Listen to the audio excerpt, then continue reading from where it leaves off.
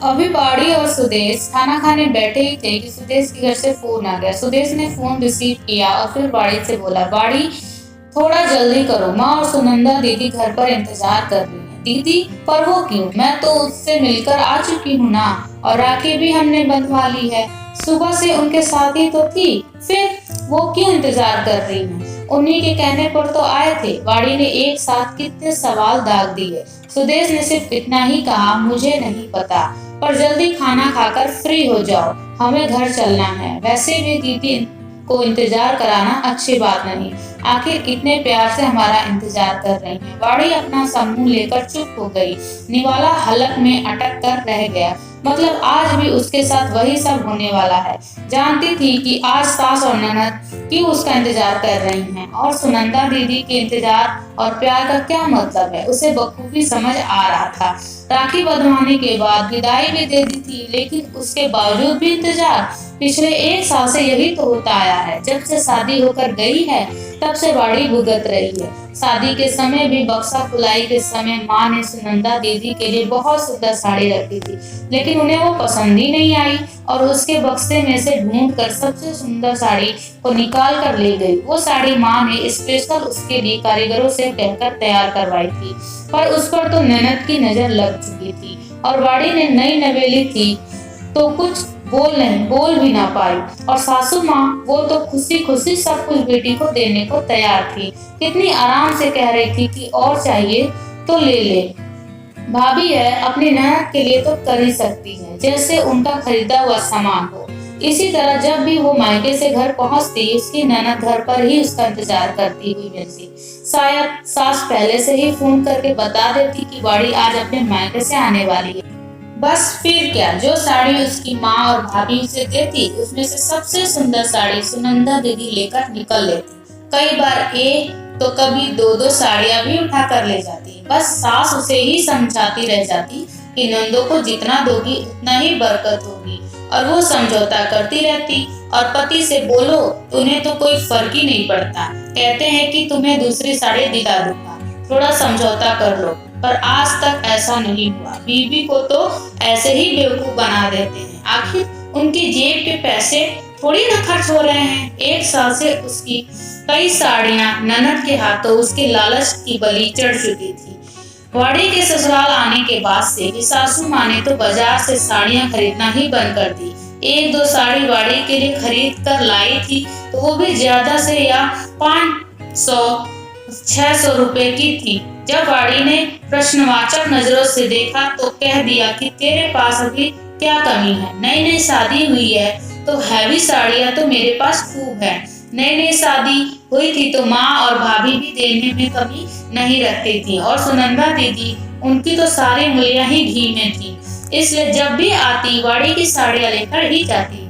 ये भी नहीं सोचती कि उस पर क्या बीत रही होगी। वाड़ी और सुदेश ने फटाफट अपना खाना खत्म किया, और इधर माँ ने अपनी तरफ से 5 साड़ियाँ विदाई में दी।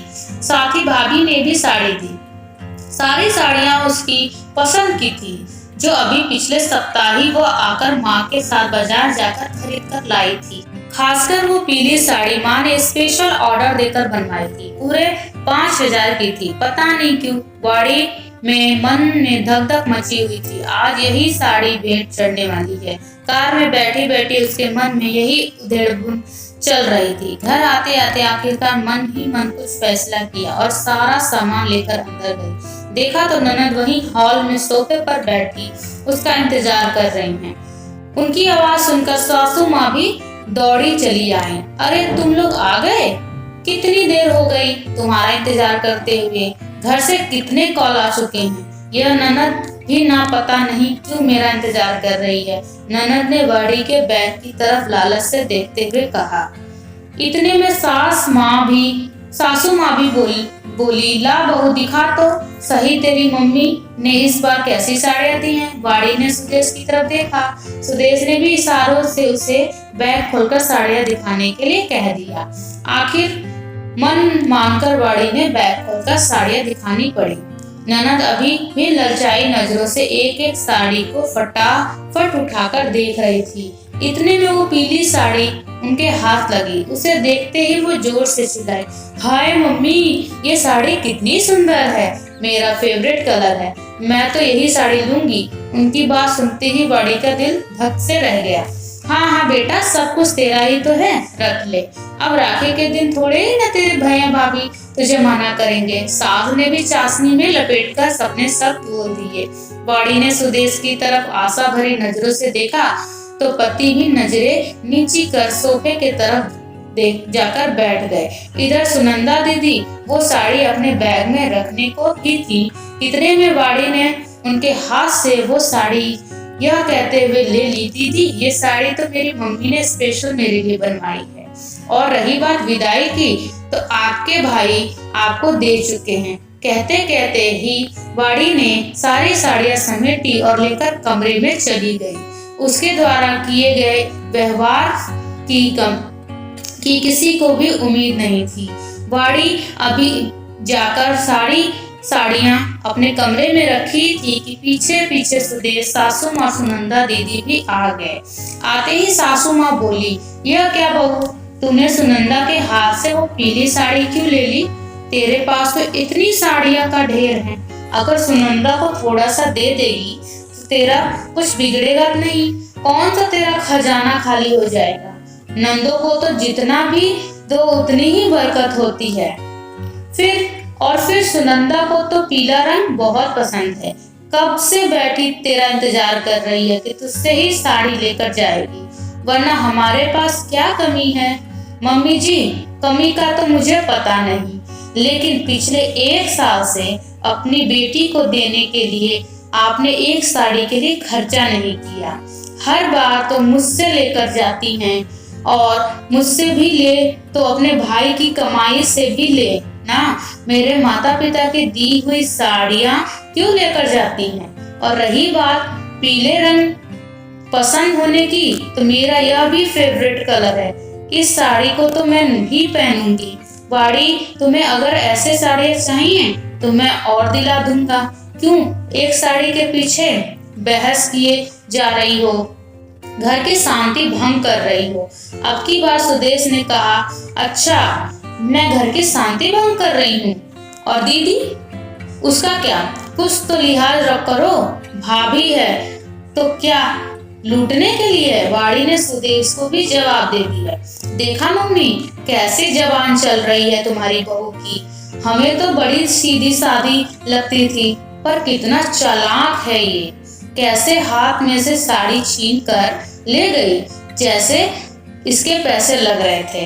अब सुनंदा ने भी जहर घोला, माफ करना ननद रानी, पर मुझे चालाक आपने बना दिया।